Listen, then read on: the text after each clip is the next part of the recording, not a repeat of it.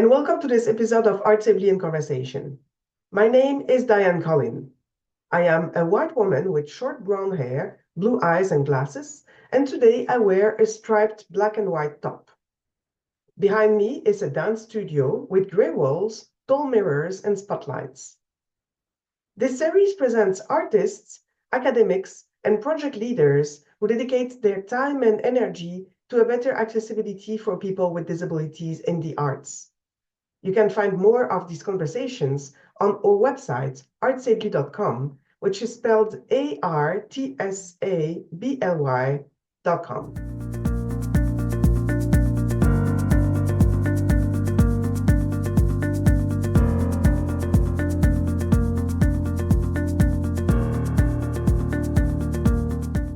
Today, ArtsAbly is in conversation with Kaleb Hikele, a Canadian singer-songwriter living in Toronto, in Canada. You can find the resources mentioned by Kaleb Hikele during this episode on ArtsAbly's website in the blog section.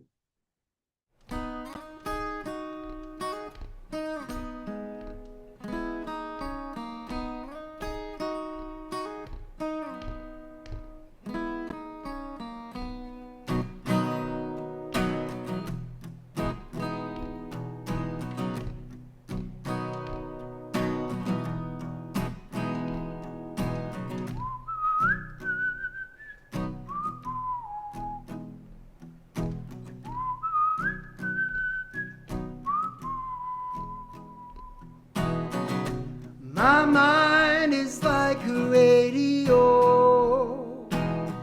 Turn the dial, change the channel. When I wanna turn it off, babe, what do I do? What do I do? My mind is like a radio. Choose a style, hit the cruise control. When I wanna turn it off, babe, what do I do? What do I do? Better think of you, babe, you. Better think of you, babe, you. Better think of you, babe. Better think of you.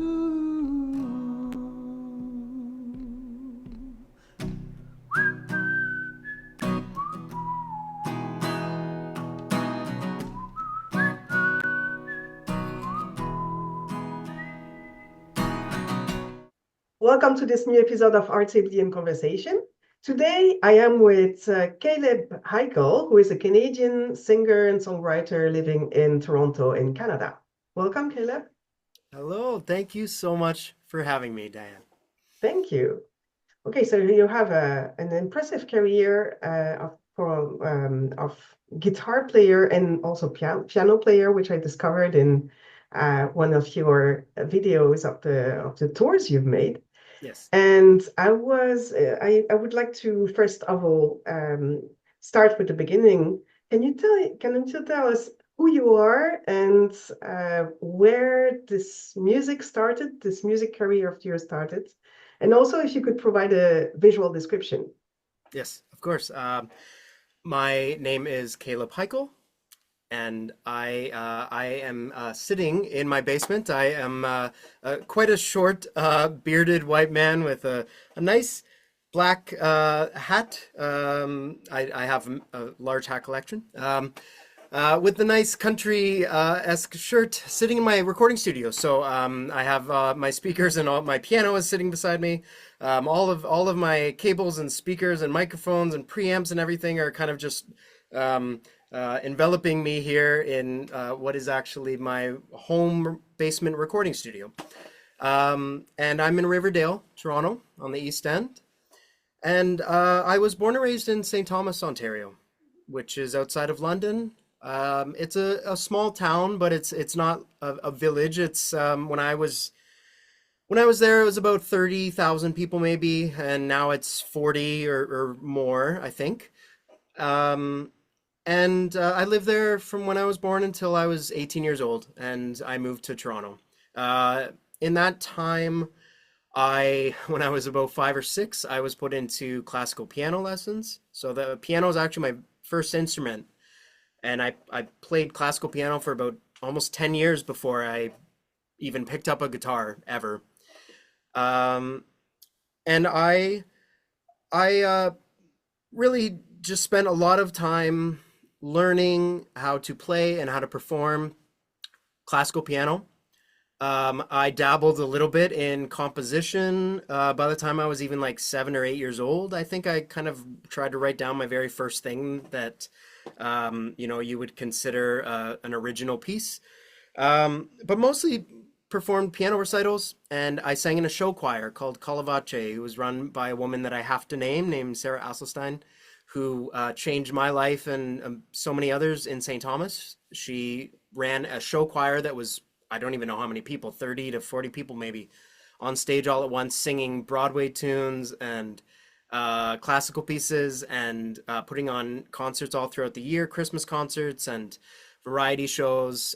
And I was doing that from the time that I was, again, about 6 years old up until I was a teenager. And I started playing guitar instead and writing punk songs and playing in punk bands. That was kind of where my whole life just switched over to this new musical being.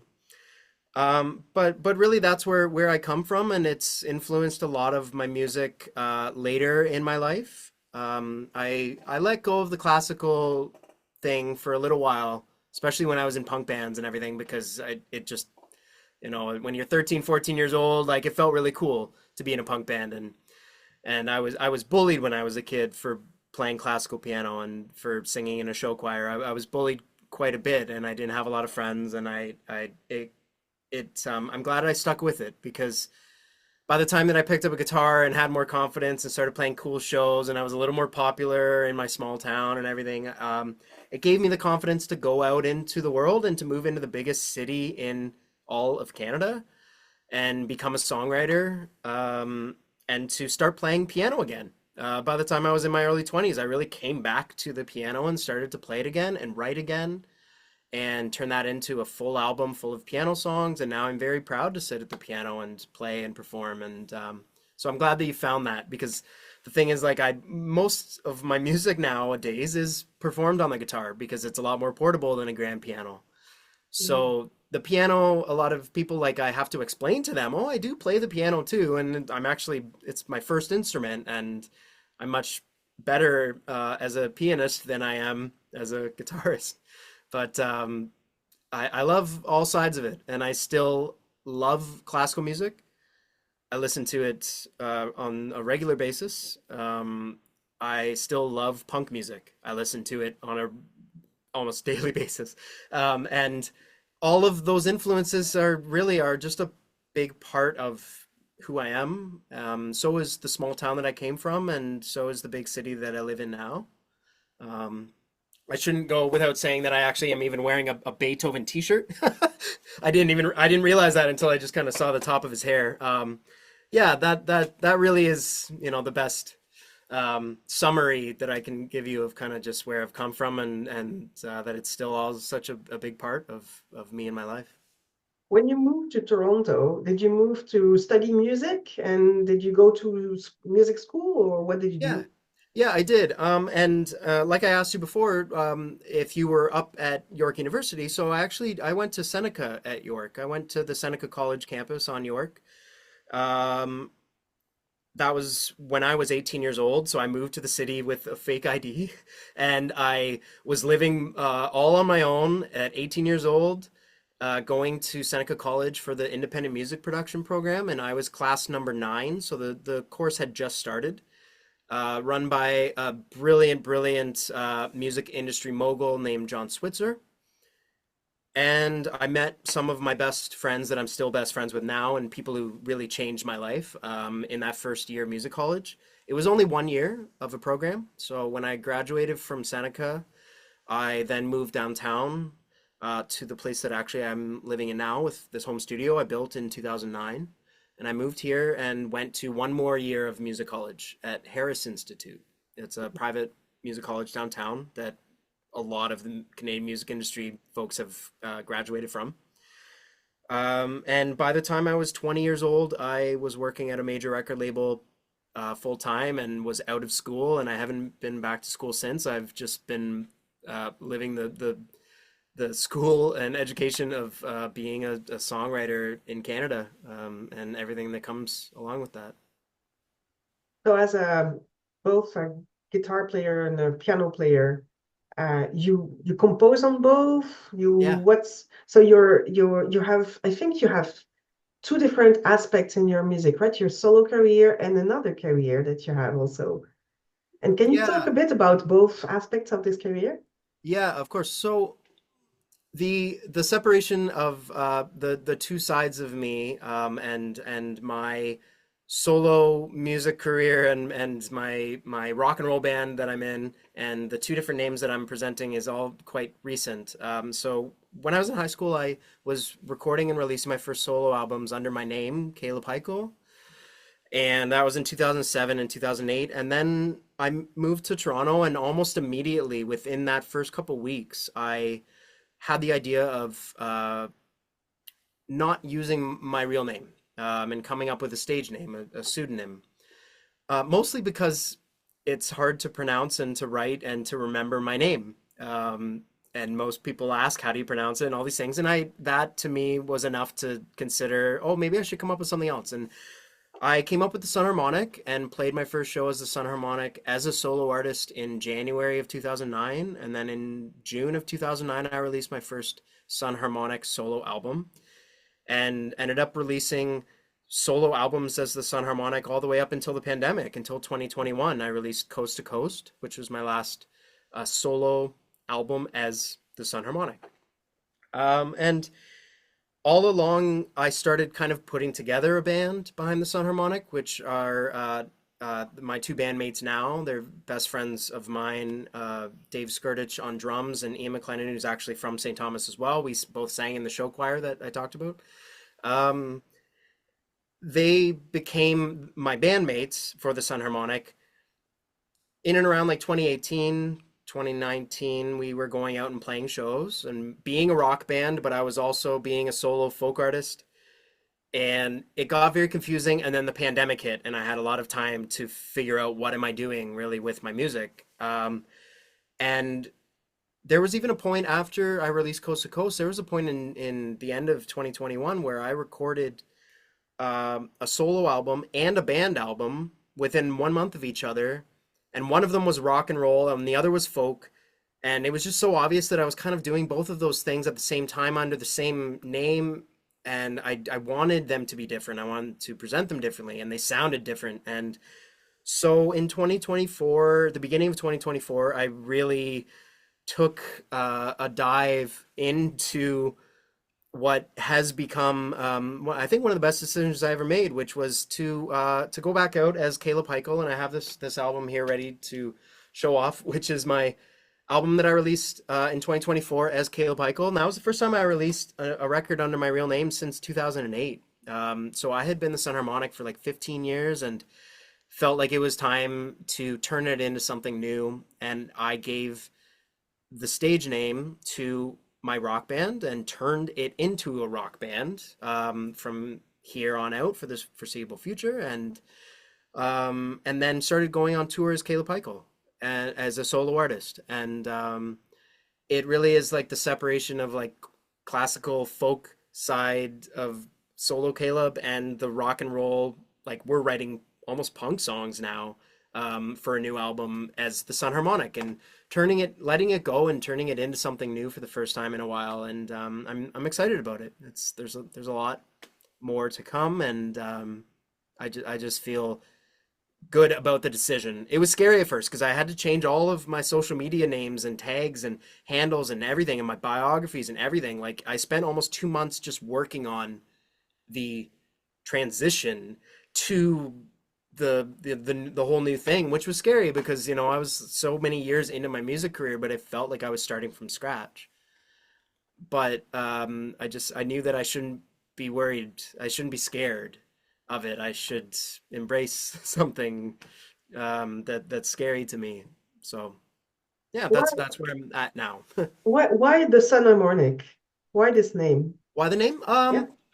Yeah, I to be honest, it kind of did. Like I remember I came up with it in my tiny little college dorm room that was on Boak Street outside of York University. I remember coming up with it in that room late one night. I really was just throwing a lot of names and a lot of words around. I think at first I thought of like the harmonic sun or something like that, and then I moved sun harmonic around. But what I liked about the having the sun, sun, sun, having that be a part of the name was that it, to me at that point when I was 19 especially, um, it it said that music and that music in my life was what I was revolving around. And I still feel that way very much, except now I kind of do have a whole other, like, I have a whole other career and I have a partner and I have a dog and everything that I didn't have when I was 19. Um, but having the sun in there really, to me, that is what it meant, was that I was revolving myself around the sun was almost the music to me. And then harmonics, of course, are those extra notes and harmonies on top of like the melody, which is kind of the centrifuge of the sun, and that the harmonics then were the all of the extras, the accoutrements of what comes with being a musician, and the beautiful sounds that come from harmonics and everything. And yeah, so it really just kind of was trying to have some sort of reference to the importance of music to me. So Yeah. how many albums do you have on both sides of your musical career? This album from my bio, I think this latest album is, I think it's like my 12th or 13th studio album. I've released a couple EPs on the side of that. The Sun Harmonic, I think, is officially about maybe we're putting out the sixth, if not seventh, studio album of the Sun Harmonic. Um, and Kaleb Hikele, I released three solo albums before I moved to Toronto, and now this is my first coming back again. And then I've got other side projects. I've got a solo album I made as the Bravi Band, and a rock and roll album I made under King Snake Crawl, and I've got all of these other kind of funny little records that are here and there that I love. Um, so it's a lot. It's about a baker's dozen albums, and there's two more coming that I'm working on right now, and there are a lot more songs that I haven't been able to record because I wrote a lot at once. Uh, but yeah, they keep getting better and more interesting, and that's all you can do as a songwriter is try and just keep making better and better music. Um, by the time that the album is finished, most of the time, at least personally in my experience, I'm tired of it. I'm kind of sick of it. The excitement is in the making of the album. It's not in releasing the album. By the time the album's being released, it's almost like going and doing your groceries and then putting them away when you get home. Like it's just work. And the creation of the music is the most exciting part. So the second that it's done and it's finished and it's mastered and I can't touch it anymore, I have to go back to another project and start to work on it because I want to get back to that fusion of creativity and there being something new that's happening, you know? So what are your upcoming projects then? Yeah, so I am working on a solo Kaleb Hikele album, and I'm working on a rock and roll band Sun Harmonic album. And when I recorded both of those records, I thought that they were both going to be the Sun Harmonic. So it's very cool that now the fact that they've taken me a few years during the pandemic to even get around to finishing, they now have a different path and like trajectory than they did when I first started them, which is cool. You know, sometimes you want to just let something become what it's going to become rather than trying to force it to be what you dreamed it was going to be, especially during a pandemic, right? Um, So yeah, like now that the Mind Like a Radio album is out and it's done and it's a year old as of a couple days ago, I'm really focusing on finishing the new Sun Harmonic album, which we've released one song as a single. It's called Homesick, which is a very, very old song of mine that finally has been released. And then we've got the rest of the album to, I just have a lot of studio work to do to finish it, but I'm going to do that this summer and we'll be releasing that sometime in 2025, I hope in the fall. And then I have a solo album called Storytelling that is a collection of songs that are all stories either that I wanted to tell from my own experience or stories about other people. Some stories about a family of mine, a story from the eyes of my grandfather saying goodbye to my grandma when she passed away, a song about my Oma and my experience when I was young painting her front porch. And so I collected songs that would fit together and recorded them in this beautiful church in Hamilton. And I did that a couple of years ago, and it's just sitting there, and I can't wait to finish it because I think it's one of the best, very very personal and intimate creative works that I've ever done. But I've had to exercise my patience a lot with getting around to it. And aside from that, I just have a very random brand new song that I wrote 2 weeks ago. 2 weeks ago tomorrow, and so I'm actually sending it off to mastering either tonight or tomorrow, depending on it's up on my computer screen right now. I'm really just trying to finish the mix and send it off to mastering and get it out of my hands. But I only wrote it just sitting at the grand piano upstairs at where I work, which I'd love to talk about next. And it's called Firefighter Son, and it's a beautiful song that was inspired by Loretta Lynn, of course, with her coal miner's daughter. And it speaks to my dad and his career, and it speaks to my mom and my sister and growing up in a small town. And it's been very exciting because I wrote it and I recorded it in the studio like 3 days later and recorded a B-side version of it, an acoustic version of it, and kept my dad's uh, firefighter helmet that he gave me, and sent the picture to him, being like, "Hey, I found use for this finally." After he retired, he gave me that, and so I've really just been diving into that. A brand new song that I did not expect to come around, and I'm gonna release it by the time that this comes out. I'm hoping it's out a couple weeks after that. It's yeah, it's always exciting. I work on a lot of stuff all at once, and it's exciting when something new comes along that kind of just breaks me out of the old tiresome stuff just for a second before I get back to it. That's what this album was, to be honest. I wrote and recorded and released this album within a few months, and it took an entire year away from everything I was doing because it was just something new and exciting, and it was more relevant to me than anything I was working on. So, sometimes you just want to share that from your heart rather than, a song that maybe is even better than anything that's on that album. Um, you're not always putting like your best foot forward in a way, like obviously your best efforts, but it's not like I'm always releasing my very best song over and over and over again, because I think it's up to interpretation. A lot of people don't love the songs that I love the most, and they love songs that I don't love the most. So sometimes you want to let people decide what they like and give them what you can give them, right? Yeah, Yeah, true.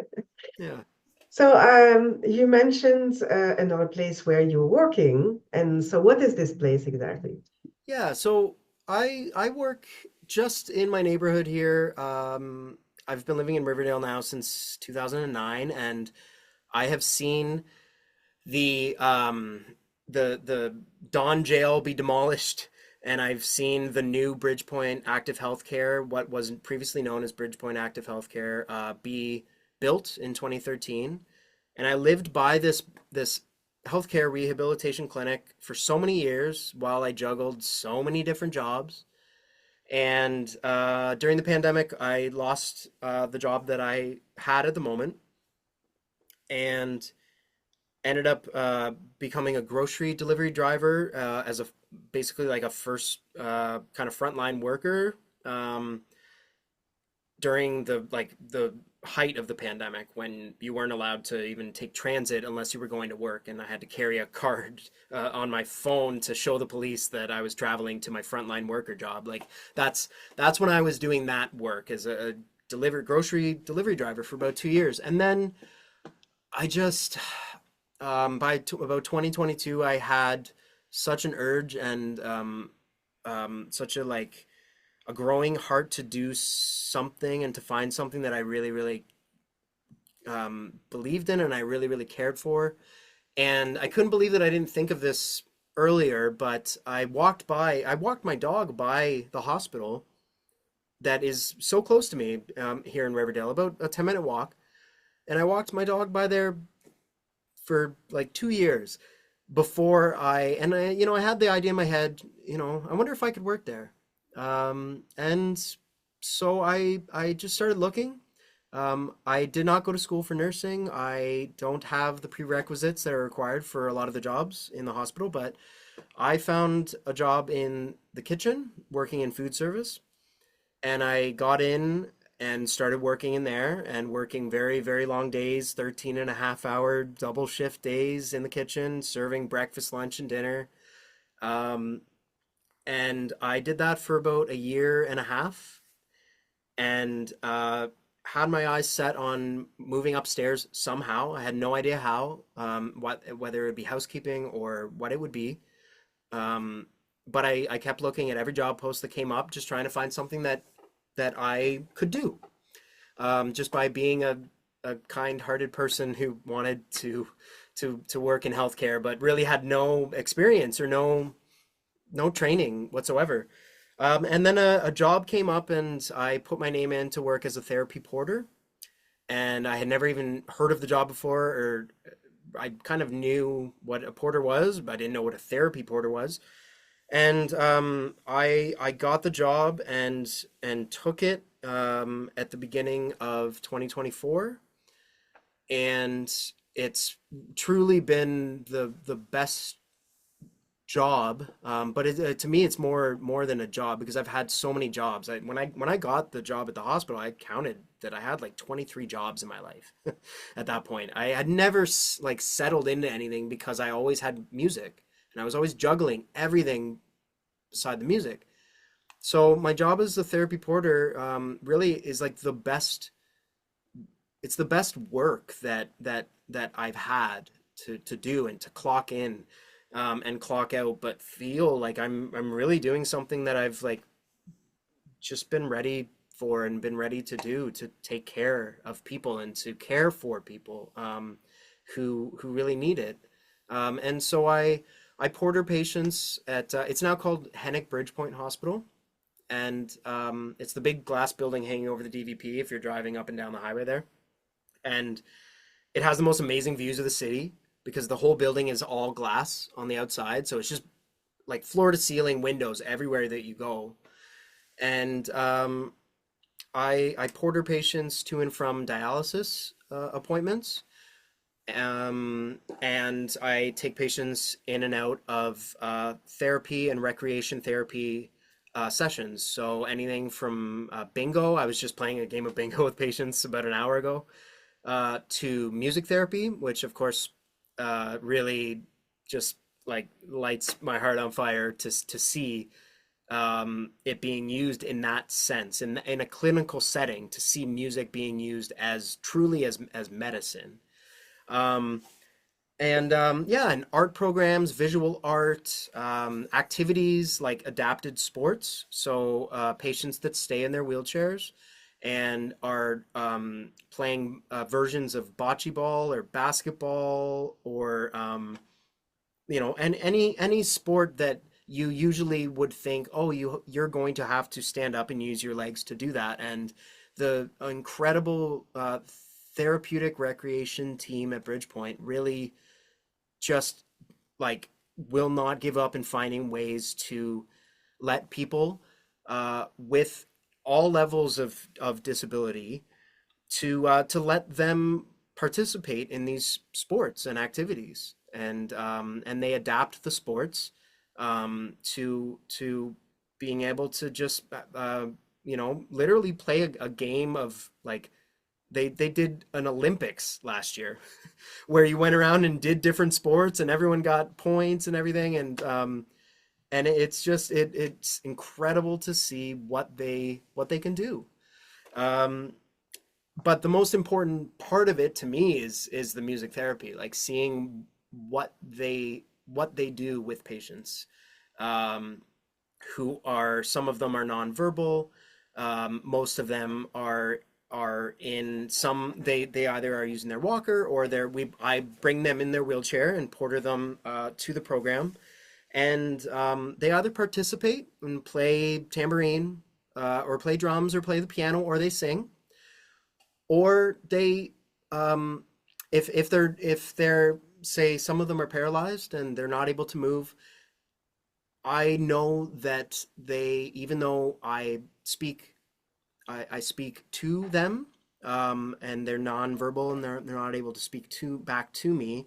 I know that they are listening to the music, and that it is so it's just magic. It truly is just magic to watch a room. The first time that I watched a room full of patients from the ninth floor, which is mostly a lot of palliative care patients, and to watch a room of them just sit in this like wash of live music being performed on a grand piano.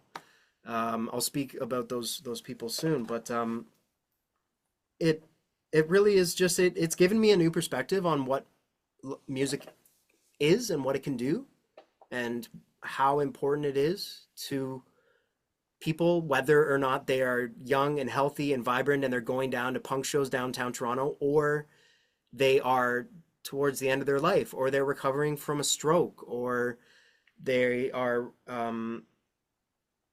just trying to live their life in a hospital where music therapy doesn't have to be provided. I think a lot of hospitals likely don't have it, especially emergency types of hospitals, more trauma centers and stuff like that. But Bridgepoint is a rehabilitation, complex care hospital, and the fact that they have utilized music to to really change people's day and to save their life in a way, like to bring it back to life. And I've seen people just like in tears before I picked them up or after I picked them up from music therapy. Um, it really is just it's the most beautiful thing. It really is. And so that's my very long speech about Are it. you performing sometimes with them or not? I have once. I sang "Have Yourself a Merry Little Christmas" on the grand piano to everyone who was in the room, around Christmas time. I sat down and I asked them if I could play. I'd like to do a proper concert if I could. We've talked about it with some of the rec therapists, and it would be very very nice because I've got some Beatles songs and some old classics that they would love. But no, for the most part, it's trained music therapists. Mhm. Yeah, yeah. Or So, we're even watching we're watching concerts. mhm. They I bring them in to watch documentaries or to watch um, uh, for example, like we just watched by my recommendation, we watched a Gordon Lightfoot concert from the 1970s, and we bring patients in, and they all sit around the TV, and we crank the music up, and they sit and watch a 45-minute concert, and Mhm. they sway and they sing along and they clap at the end of songs, and it's the coolest thing. When I first started in this job, I like really couldn't believe how special it was, and I'm trying not to let it you know try not to lose Mhm. that excitement or take it for granted or anything. Now that I've been doing this job for about a year and a half now. So how is it from the stage where you're performing, which are sometimes bars, sometimes stages that are not necessarily accessible, Yeah. things like that? How did it transform your vision of accessibility and visibility in the arts? hmm I would say I mean, first, I do want to say, like, I just feel like I have so much more to learn and to open myself up to in all of this world. I, my experience, in my experience of, uh, clinical settings, or any kind of, trauma.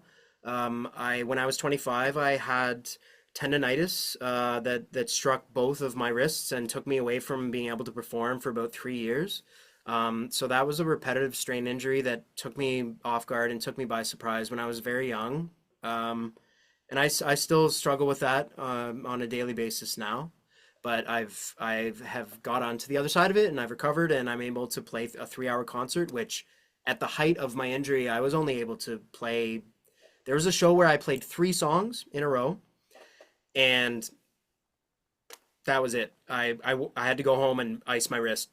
It really was that bad, and I think about that all the time. And I struggled to brush my teeth at that point in my life, without having a lot of pain. It was very intense, and so from that point on, I've tried to have take away from that, like, the empathy that is needed when you're, especially now that I'm like working with patients who have either been in car crashes or they, again, like stroke recovery or whatever kind of trauma they have had, and whether or not they will walk again or they won't. And I've seen every angle and every story. I've had so many stories that I've been able to learn and to see in people and the resilience that they have. um, but I've from my own experience of going into a hospital a couple times a week when my wrists were really at their worst and I had my braces on and all of those things, and, was going to physiotherapy and all of those things. From that moment in my life, I have known that there's a part of me that, like, is and will always be, a patient in a way. And I think everyone has that in their own way, and of course, there's different severities of it. But um, when I started working in healthcare, then, like, it opened my eyes to, uh, what it is to go into a music venue and have it be accessible, and that, um, when I'm working then with when I'm working with patients, during the day, and I'm portering them to and from in their wheelchairs, and then maybe that night or that weekend I go and play a show at a venue, and I see someone like our friend Julie, who we were talking about. When I see her at Farm League Brewing, when I was opening for Royal Wood and I was playing the show in Cambridge, and I see Julie in the front row, and she is in her wheelchair, and honestly, while I was on stage, because the way that I came in wasn't accessible, that was through the one side of the venue, and there were many stairs, and there wasn't a ramp or an elevator. Um, but even when I saw her on the stage, while I was playing, and while I'm playing, I can think about a lot of things. I think about what am I going to play next, what's my banter going to be, and my fingers are moving, and I'm singing, but I'm able to think about other things. I don't necessarily have to concentrate very hard on my performance because I just have sung so many of my songs 500 times. So, I really started thinking, like, I was looking around and I was looking and thinking, like, where is the accessible entrance at this venue? And I was kind of blown away that she was there right at the front row, and it was so special to me to see her there that when I finished the show, I unpacked all of my or packed all of my stuff, moved everything off the stage, and the first person that I went over to speak with was Julie in her wheelchair, and I knelt down on the side and I said, "I'm so happy to see you here." And I asked her right away, how did you get in?" And she said, "Oh, I came through the brewery side of it.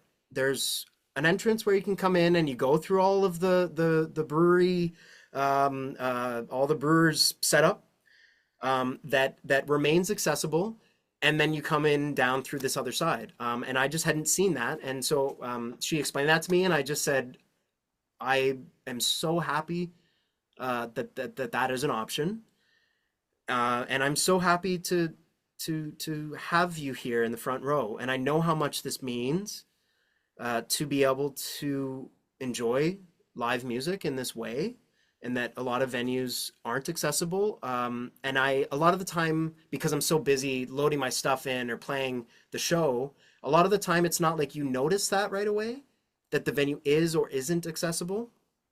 Especially when I'm someone who is able to walk myself into the venue. Um, but when you start to notice that, how many venues are up a flight of stairs and that's the only way to get there, or how many venues could or should be accessible, but they don't have it in place. And it opens my eyes to the shows where there are people in the front row or in the accessible locations of the venue, and I notice them right away. I see it so quickly, and am very, very, very happy and excited about that. Um, and it makes me. I'm not at a point where I can really choose where and where I perform all the time. A lot of the time, I'm just kind of playing wherever I can. But it really makes me think of, like, if I were successful and popular enough to have a choice of, I want to play here, I only want to play here. It really opens my eyes to the power that you would have to be able to make, say, an entire tour accessible, and that would be a very, like, special and important part of my mission as a singer-songwriter, especially with that genre, right? Like, folk music should be for everybody, and not every venue, if it is not accessible, it's not for everybody. And it is something that should be talked about more, should be addressed, and of course that's what the kind of work that you are doing, and that I was speaking with Julie about when I met her.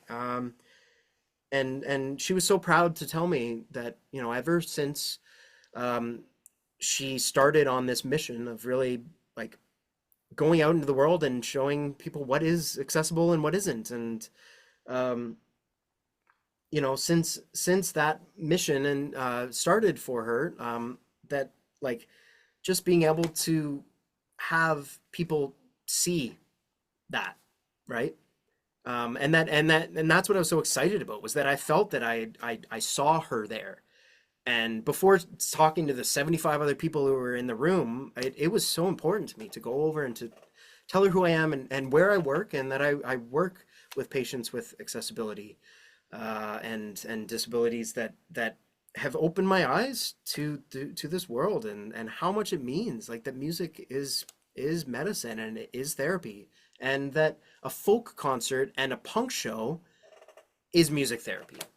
Um, in ways that I never thought of it like that before, but now I do. I give that kind of speech at a lot of my shows, right? That I this is medicine for everybody, whether or not you have a visible disability, an invisible disability. It is so important. Yes, but let's now reverse the situation. Yeah. Now, next time you go to a venue, of course, you don't have a choice, but let's imagine that you're the one with a disability Yes. To and be able you're to the go one onto the stage. Yeah. performing, right? Yeah. Yeah. So most of the venues that say they are accessible, yes, they are accessible to the audience. Mm-hmm. What about the performers? There Yep. are many performers with disabilities, right? Yeah. Yes. Um, we don't have, I say we because I'm one of them, we Yeah. don't have the choice of the venue, right? We have to Yeah. choose the venues that are stage accessible. Yeah. Of course, Yeah. the first thing they're going to accessibilize these venues are the audience. Yes. But then for them, it's enough. And then it stops here, right? Yeah. So the idea that Yeah. music is therapy for everybody, it's still discussable because Yeah. no, not everybody has access to the venue. Yeah. Not everybody has access to the stage. Yeah. And us, as performers, or therapy, quote unquote, is to go on stage and to perform. Yeah. Yeah, And for many, sure. many musicians are cut from this privilege, right? Mm-hmm. So maybe next time you go to a venue, it's great to look at how accessible it is for the audience. Mm-hmm. But we are advocating for an accessibility of the performing Yeah. venues, like Yeah. the performance spaces. Yeah. And it's always a struggle. Yeah. Plus, sometimes accessibility means that, look at Julie, right? What she did is that she went through the brewery. So it's not the same entrance as everybody else. We're Yeah. not treated as equal. And now Yeah. it's coming more and more, right? We have laws, we have some organizations that are helping those who want to make accessibility better in their environments. Mm-hmm. But sometimes it's frequently forgotten that accessibility doesn't mean just the entrance. It means wheelchair accessible bathroom, which is Julie's forte, right? Yes. It means stage accessible. Yeah. It means some spots where we are not hidden behind the pylon or whatever in the accessible spots, right? Or sometimes, like in big theaters, Yeah. the accessible spot is on the back. There is no way for us to go on the front. Yeah. So, it's coming, but there is improvement to go, right? It's For sure. And I've also worked at a lot of music venues too, or performance spaces, theater spaces, St. Lawrence Center for the Arts, which I do believe Yes, there the are. one theater for sure. Mhm. I do believe that back entrance. Um, I'm not sure if that goes through to the stage, but I know at least that I was a part of taking patients in wheelchairs. As well as Massey Hall, there were accessibility issues for a very long time, and now a lot of that has been Mhm. addressed in wheelchair accessible spots on the balcony level, which wasn't available before. Yeah. Because the venue was built in 1894, 18, Yes. and so Yep. I've seen a lot of it, and Budweiser stage too. Yeah. I've Roy worked. Thompson Hall, and Yeah. these Kerner Hall is entirely accessible. There is a way of going as a performer behind, right? That so these big venues where they have money and they have laws, even if their building is protected by historical laws, the the accessibilization law is also here. So there is a way of compromising and finding a way. Yeah. But sometimes, so I'm thinking of a venue where there is accessibility to the stage, but then if you are a choir member or a chorister and you need to go to the balcony where the choir is, it's not accessible, right? I'm Yeah. thinking of Roy Johnson Hall, or I'm thinking of Yeah. other venues in the city that are these are all Torontonian cities Yeah. venues that we are mentioning here, but Yeah. of course this is everywhere, right? It's not only it's a global issue, and we really try to advocate for that. Yeah. And yeah, I mean, we will get there, but it's slow. For sure. For sure. Well, and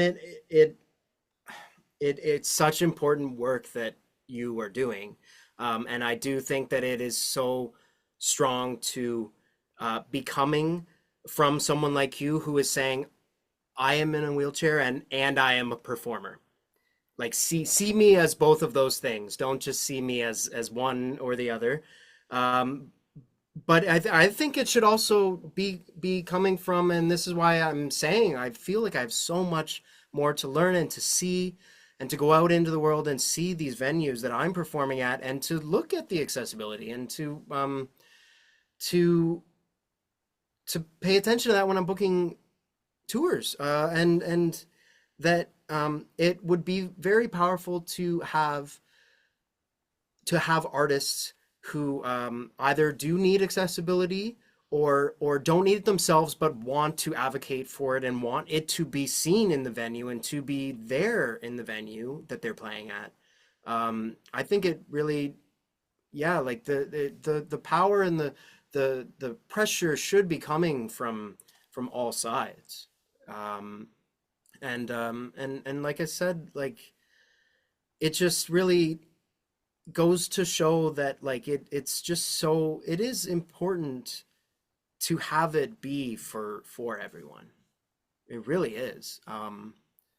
And yeah, like I don't know that I noticed that when I was in my early 20s and I was playing punk gigs downtown all over Toronto and most venues that are not accessible and where the bathrooms are in the basement. So even if you can get into the venue, you probably can't get to the bathroom.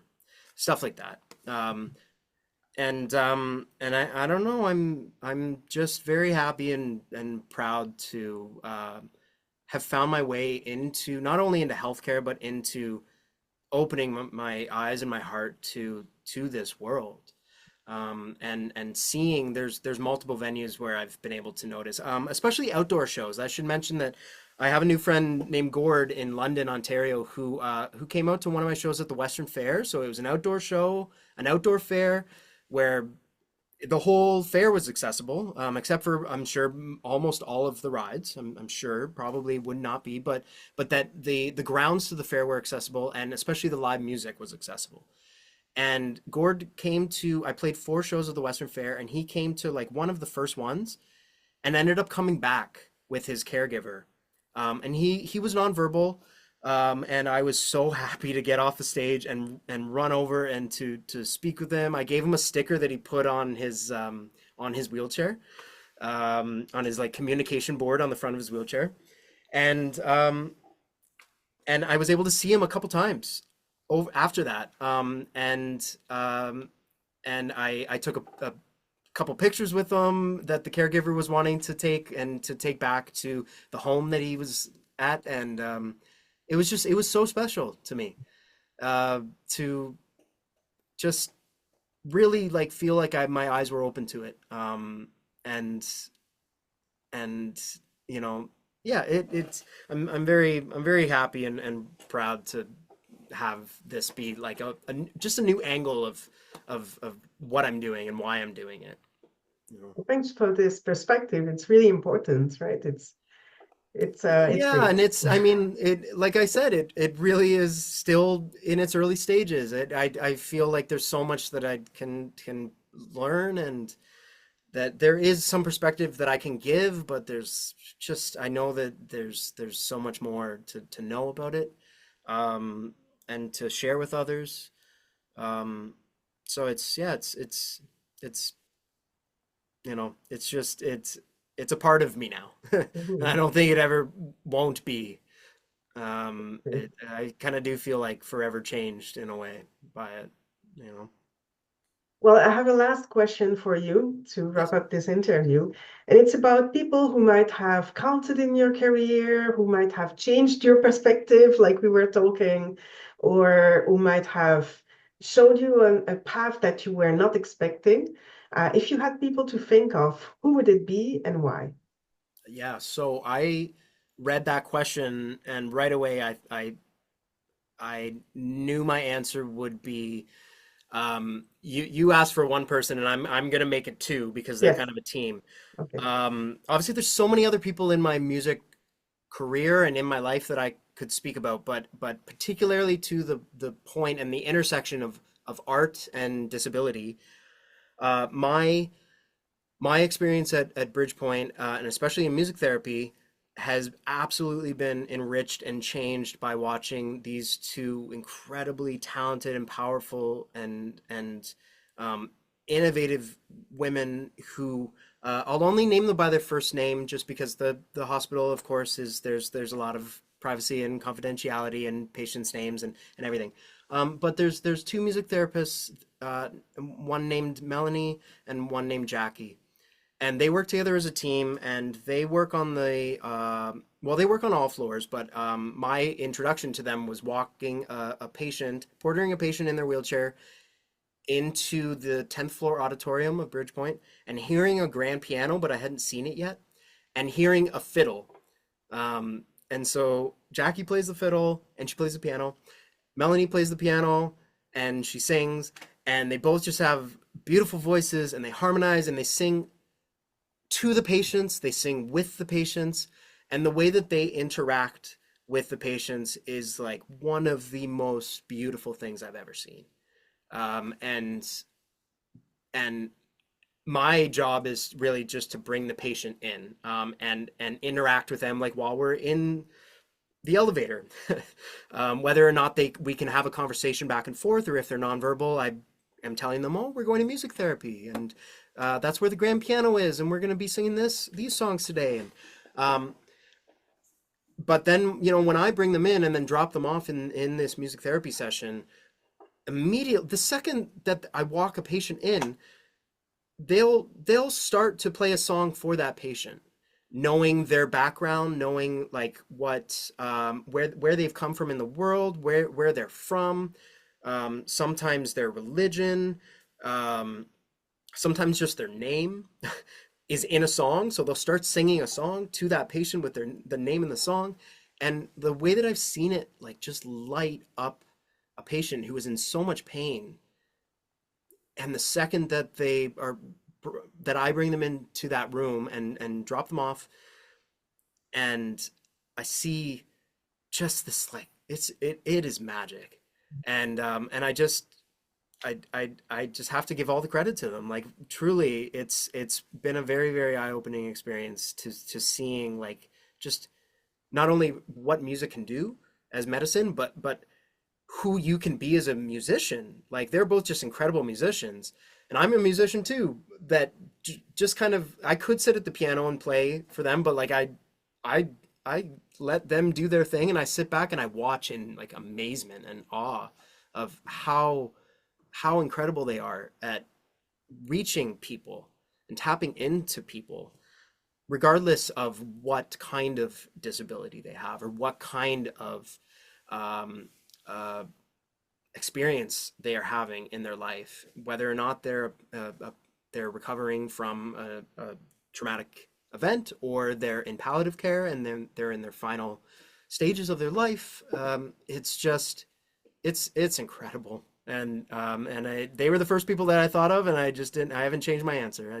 I thought that, like, they really deserve to, they're heroes. They really are. They deserve so much credit.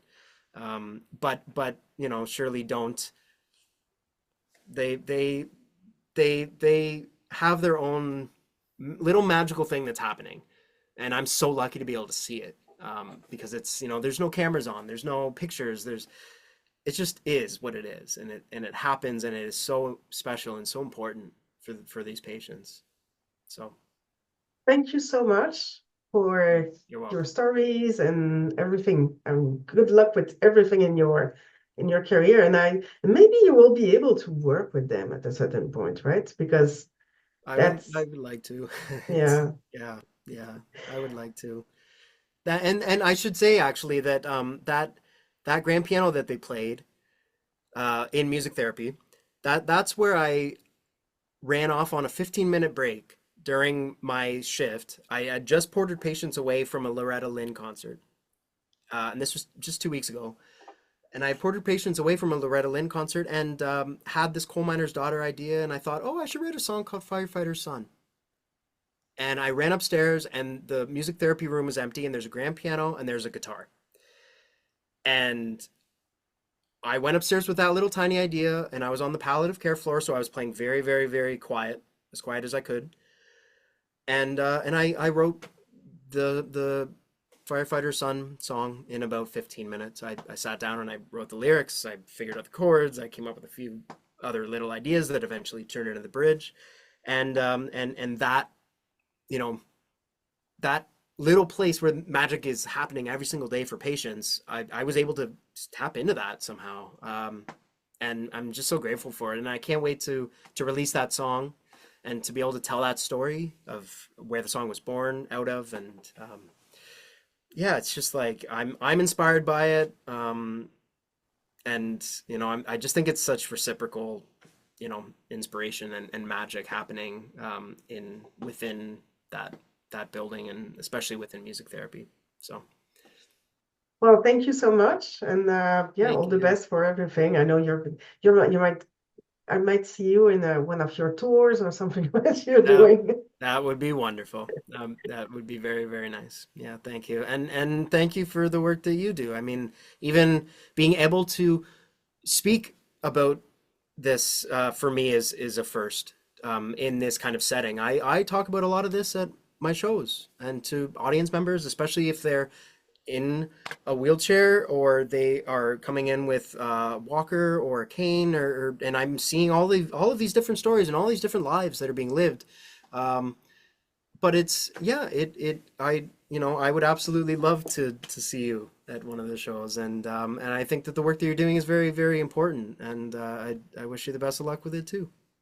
Thank you. Yeah, And take good care and yeah, see thank you you. next time. Yes, of course. Thanks for listening, everyone. Thank you. Bye.